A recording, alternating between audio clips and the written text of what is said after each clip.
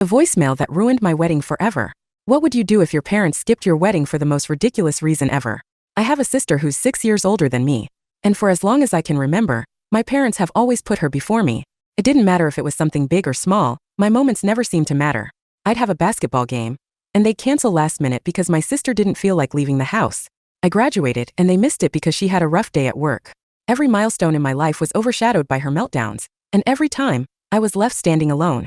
So when I met the love of my life and we decided to get married, my biggest fear wasn't about the usual wedding stresses. It wasn't about the venue or the cake or the guest list. It was about my sister. I was terrified she would ruin yet another special day in my life. I told my parents this over and over, and my mom kept reassuring me it wouldn't happen.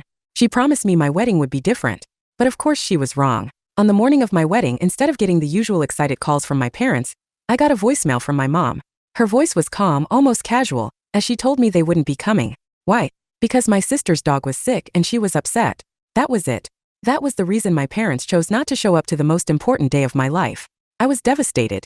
But in the middle of my heartbreak, my best man, who's known for being a bit of a jokester, did something I didn't even realize would change everything. Without telling me, he asked my fiancée if he could make a little video of the wedding as a gift and post it online. She thought it was sweet and she agreed. I didn't know about it until after the honeymoon.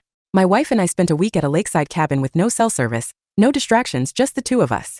But while we were gone, that video went viral among family and friends. It was a slideshow of our wedding. Me smiling on the dance floor, cutting the cake, standing with my wife's parents.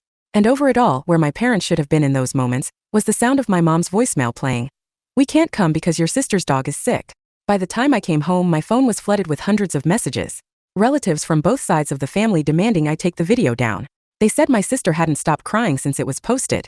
My mom apparently refused to leave the house from the shame. But I didn't delete it. I didn't even reply.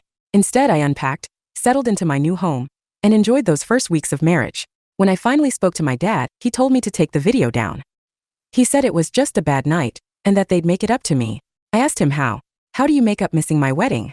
It's a once-in-a-lifetime moment, and they chose not to be there. All he could do was repeat that they'd make it up to me. So I told him the truth. I'll take the video down the day you make up for missing my wedding. We both got flustered, and the conversation ended. And now I'm left with this. My wedding day wasn't ruined by a sick dog. It was ruined by years of my parents choosing my sister over me. And for once I chose myself.